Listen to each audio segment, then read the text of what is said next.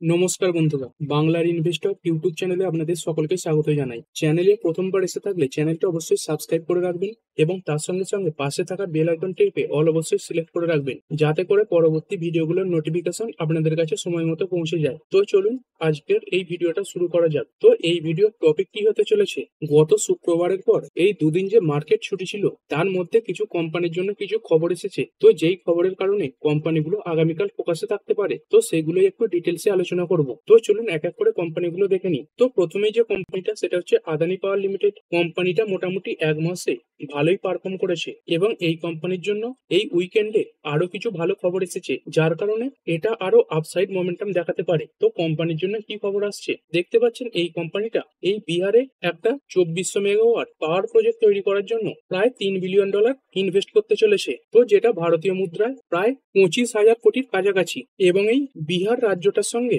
বা এদের যে পাওয়ার জেনারেশন কোম্পানি রয়েছে, এই বিহার স্টেট পাওয়ার জেনারেশন কোম্পানি, এদের সঙ্গে 25 বছরের একটা পাওয়ার সেল এগ্রিমেন্টও এই আদানি পাওয়ার সাইন করেছে। এর পরের company RailTel corporation of India limited. তো এই কোম্পানিটা দেখেইছেন বিগত কয়েকদিনে ছোট বড় অনেক অর্ডার পেয়েছে এবং কোম্পানিটা কিছুদিনে ভালো পারফর্মও করেছে। 5 দিনেও যদি দেখেন প্রায় 9%-এর কাছাকাছি বাড়া রয়েছে। তো এই উইকেন্ডে এই কোম্পানিটা আরো কিছু অর্ডার পেয়েছে। এই কোম্পানিটা বিহারের যে এডুকেশন প্রজেক্ট কাউন্সিল রয়েছে তাদের তরফ থেকে একটি অর্ডার পেয়েছে এবং এই যে অর্ডারের মূল্য এটা প্রায় 210 কোটির কাছাকাছি। এরপরে যদি কথা বলি সেইগাল ইন্ডিয়া লিমিটেড, এই কোম্পানিটা লোয়েস্ট বিডার হিসেবে একটি অর্ডার পেয়ে গেছে। মানে কোন একটি অর্ডারের জন্য অনেক কোম্পানি এই নিলামে গিয়েছিল, তো সেখানে সব থেকে কম দামে বা কম খরচায় এই যে সেইগাল ইন্ডিয়া তারা সেই প্রজেক্টটা তৈরি করার জন্য রাজি হয়েছে এবং এই যে অর্ডারের মূল্য সেটা 467.93 কোটি টাকা। এরপরে যদি কথা বলি আগামীকাল এই ব্রোকার টাইপের কোম্পানিগুলো যেমন অ্যাঞ্জেল ওয়ান বলুন, তার সঙ্গে সঙ্গে নুভামা, 5 পয়সা এবং তার সঙ্গে সঙ্গে এই যে এক্সচেঞ্জ কোম্পানিটা রয়েছে বিএসসি, এটা কিন্তু ফোকাসে থাকতে পারে। তো কি কারণে ফোকাসে থাকতে পারে, তো এর আগে এরকম রিপোর্টের মাধ্যমে সামনে আসছিল যে সেবি একটা কনসালটেশন পেপার নিয়ে আসতে চলেছে, যার মাধ্যমে এই যে উইকলি ফিউচার এন্ড অপশন রয়েছে সেইগুলোকে তুলে দেওয়া হতে পারে এবং মাসে শুধুমাত্র একটাই এক্সপায়ারি থাকবে। আর এটা এতক্ষণ রিপোর্টের মাধ্যমে আসছিল এবং 12ই সেপ্টেম্বর সেবির যে বোর্ড মিটিং হয়েছে সেখানে সেবির যিনি চেয়ারম্যান তিনি কিন্তু নিজে মুখে এই কথাটা বলে দিয়েছেন যে একটা কনসালটেশন পেপার কিন্তু আসছে। মানে ধরেই নিন 99% যে উইকলি যে ফিউচার এন্ড অপশন রয়েছে সেইগুলো কিন্তু আর থাকবে না, মাসে শুধুমাত্র একটা করেই এক্সপায়ারি থাকবে। এবং যদি কথা বলি সেবি এবং জেন স্ট্রিট এই দুজনের মধ্যে যে একটা কেস তৈরি হয়েছে, এর আগে দেখেছিলেন সেবি এই জেন স্ট্রিটকে ভারতীয় মার্কেট থেকে ব্যান করে দিয়েছিল এবং তারপরে সেবি উপযুক্ত কাগজপত্র দেখাতে পারেনি বলে এই যে জেন স্ট্রিট তারা কিন্তু সেবির ওপর আবার একটা উল্টো কেস করেছে। তো এই কেসের ব্যাপারেই দেখতে পাচ্ছেন এই যে স্যাট রয়েছে তারা পরবর্তী যে হিয়ারিং এর ডেট সেটা দিয়েছে। তো কোর্টে পরবর্তী যে হিয়ারিং সেটা কবে হবে, নভেম্বরের 18 তারিখে হবে। এরপরে কথা বলবো কেআরবিএল লিমিটেড এই কোম্পানিটার ব্যাপারে। যদি দেখেন এই কোম্পানির যে ইন্ডিপেন্ডেন্ট ডাইরেক্টর অনিল কুমার চৌধুরী তিনি কিন্তু রিজাইন করে দিয়েছেন এবং কি কারণ দেখিয়েছেন দেখতে পাচ্ছেন, সাইটিং বোর্ড ডাইনামিক্স ইস্যু। তো এই বোর্ড ডাইনামিক ইস্যু এর মানে কি, মানে কোম্পানিকে যারা পরিচালনা করছে তাদের মধ্যেই কিন্তু বিভিন্ন সমস্যা দেখা যাচ্ছে। তো এই কারণের জন্যই এই যে কেআরবিএল লিমিটেড তার যে ইন্ডিপেন্ডেন্ট ডাইরেক্টর অনিল কুমার চৌধুরী তিনি রিজাইন করে দিয়েছেন। তো এটা কোম্পানির জন্য কিন্তু নেগেটিভ ব্যাপার। তো দেখতে পাচ্ছেন তিনি কি কি জিনিস হাইলাইট করেছেন, এই গভর্নেন্স ইস্যু মানে ম্যানেজমেন্টের মধ্যে বিভিন্ন সমস্যা, তারপরে বোর্ডের যে প্রসিডিং সেখানেও কিন্তু ইনকনসিস্টেন্সি দেখা যাচ্ছে। তারপরে দেখতে পাচ্ছেন ইনফরমেশন উইথ হোল্ডিং মানে ভেতরের যে অনেক তথ্য সেইগুলোকে আটকে রাখা হচ্ছে। তারপরে কোম্পানির ভেতর যে অর্থনীতি রয়েছে সেটা নিয়েও তিনি উদ্বেগ প্রকাশ করেছেন এবং কোম্পানির ভেতরে যে ফান্ড রয়েছে সেটার উল্টো পাল্টা ব্যবহারও করা হচ্ছে। তারপরে কম্পেনসেশন ইস্যু মানে ক্ষতিপূরণের ব্যাপারেও অনেক কিছু সমস্যা দেখা যাচ্ছে এবং কোম্পানিকে যারা পরিচালনা করছে দেখতে পাচ্ছেন কর্পোরেট গভর্নেন্স প্র্যাকটিসেস মানে কোম্পানিকে যারা পরিচালনা করছে তাদের যে পদক্ষেপ সেগুলো কিন্তু ঠিকঠাক নেই। তো এত সব কারণগুলো দেখিয়েই এই অনিল কুমার চৌধুরীজি তিনি কিন্তু রিজাইন করেছেন। আর এরপরে তো ইনফোসিস লিমিটেড এই স্টকটা ফোকাসে থাকবেই। তো এতদিন অফিসিয়াল নিউজ কিন্তু সামনে আসেনি এই কোম্পানির বাইব্যাকের ব্যাপারে। তো কোম্পানির বোর্ড মিটিং এর পরে এই যে বাইব্যাকের অফিসিয়াল খবর সেটা সামনে চলে এসেছে। তো কোম্পানি বাজার থেকে 10 কোটি শেয়ার কিনতে চলেছে 1800 টাকা দামে এবং এটা একদম অফিসিয়াল নিউজ। তো এইখানে কিছু বাইং আসার সম্ভাবনাও কিন্তু দেখা যাচ্ছে।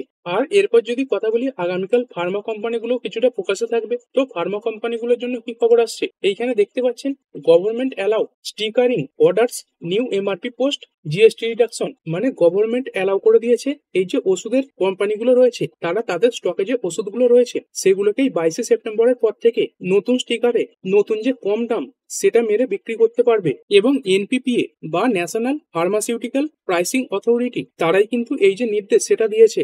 এরপর কোম্পানি ইউনাইটেড বেভারেজ লিমিটেড, তো এই কোম্পানির জন্য কি খবর আসছে, এই কোম্পানি আশা করছে তাদের বিক্রির যে ভলিউম সেটা 6 থেকে 7% পর্যন্ত বাড়তে পারে। তো কি কারণে বাড়তে পারে কোম্পানি আশা করছে, কারণ এই জিএসটি রেটের ফলে মানুষের হাতে টাকা বাঁচবে, তো সেই কারণেই এই যে বেভারেজের কনজাম্পশন সেটা বাড়তে পারে। তো ইউবিএল এর যিনি সিইও এবং এমডি তিনি এই কথা বলেছেন। আর এরপরে আগামীকাল যে সমস্ত কোম্পানিগুলো এই এসি তৈরির সঙ্গে যুক্ত রয়েছে, যেমন ভোল্টাস রয়েছে, তারপরে ব্লু স্টার রয়েছে, এই কোম্পানিগুলো ফোকাসে থাকবে। এবং যে সমস্ত কোম্পানিগুলো এই লাইট তৈরির সঙ্গে যুক্ত, মানে ইলেকট্রনিক সিস্টেমের সঙ্গে যুক্ত যে কোম্পানিগুলো রয়েছে, যারা এই লাইট তৈরি করে, ম্যানুফ্যাকচার করে বা অরিজিনাল যে ডিজাইন সেগুলো তৈরি করে, তো সেই সমস্ত কোম্পানিগুলো ফোকাসে থাকবে। তো এদের জন্য কি খবর আসছে, এইখানে দেখতে পাচ্ছেন government reopens application window for ACs LED lights under PLI scheme. তো এই পিএলআই স্কিম এটা কি, এটা হচ্ছে গভর্নমেন্ট বিভিন্ন সেক্টরকে মাঝে মাঝে একটা সুবিধা দিয়ে থাকে, মানে কোম্পানির বিক্রির ওপর গভর্নমেন্ট একটা টাকা পেমেন্ট করে। তো দেখতে পাচ্ছেন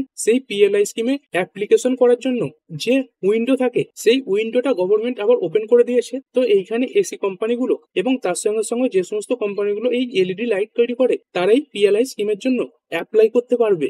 এর পরের কোম্পানি ইনফোএজ লিমিটেড। যদি দেখেন এই কোম্পানির মধ্যে অনেক বিজনেস কিন্তু রয়েছে। তো এর এনএসির নামও দেখতে পাচ্ছেন নগরি রয়েছে। তো এর মধ্যে কি কি ব্র্যান্ড রয়েছে দেখতে পাচ্ছেন, নগরি, তারপর জীবনসাথী.com, 99 একর্স, শিক্ষা রয়েছে, তারপরে জব হ্যায়, তারপরে বিগ শিফট রয়েছে, অ্যাম্বিশন বক্স, তারপরে শিক্ষা স্টাডি অ্যাব্রোড। তো এই ধরনের ব্র্যান্ড গুলো রয়েছে। তো এদের মধ্যে একটি বিশেষ ব্র্যান্ড দেখতে পাচ্ছেন এই যে 99 একর, এই ব্র্যান্ডটাকে নিয়ে কিছু সমস্যা কিন্তু সামনে আসছে। তো কি খবর এসেছে ডিটেলসে দেখবো। দেখতে পাচ্ছেন ইনফোএজ প্রোবস হুইসেল ব্লোয়ার অ্যালিগেশন এট 99 একর্স বিজনেস, মানে এই ইনফোএজ এর মধ্যে 99 একর্স বিজনেস যে রয়েছে এই ব্যাপারে কিন্তু কিছু হুইসেল ব্লোয়ার কিছু অ্যালিগেশন এনেছে। তো এই হুইসেল ব্লোয়ার এই জিনিসটা কি, এই জিনিসটা হচ্ছে এমন কোনো ব্যক্তি বা কিছু ব্যক্তি যারাই কোম্পানির ভেতরের অনেক কিছু তথ্য জানে, তো তারাই এই কোম্পানির ভেতরে কিছু গরমিলের ব্যাপারে অভিযোগ সামনে এনেছে। এবং এই ব্যাপারে কোম্পানি কি বলছে, কোম্পানি বলছে এই অ্যালিগেশনের ফলে তাদের যে ফাইন্যান্সিয়াল স্টেটমেন্ট তার উপর কোনো নেগেটিভ ইম্প্যাক্ট কিন্তু পড়বে না। এবং এর সঙ্গে সঙ্গে এই হুইসেল ব্লোয়ারের কমপ্লেন্টের পরে এই যে ইনফোএজ কোম্পানিটা রয়েছে তারা কিন্তু একটা ইন্ডিপেন্ডেন্ট ইনভেস্টিগেশন টিমও বসিয়েছে। তো কি অভিযোগ সামনে আসছে, এরকমই অভিযোগ সামনে আসছে যে এই 99 একর এই যে বিজনেসটা রয়েছে এটা রিয়েল এস্টেট সেক্টরের বিজনেস। তো এর কিছু এমপ্লয়ি দেখতে পাচ্ছেন, সার্টেন এমপ্লয়ি তারাই কোম্পানির যে কিছু পলিসি রয়েছে সেটাকে ভায়োলেট করেছে, মানে নিয়ম বিরুদ্ধ কাজ করেছে। তো এই ব্যাপারে কোম্পানির যে অডিট কমিটি রয়েছে এবং তার সঙ্গে সঙ্গে বোর্ড অফ ডাইরেক্টররা রয়েছেন তারা এই ব্যাপারে খোঁজ খবর নিয়েছেন এবং তারপরে একটা স্পেশালিস্ট ল ফার্মকে অ্যাপয়েন্টও করেছেন এই ব্যাপারে তদন্ত করার জন্য।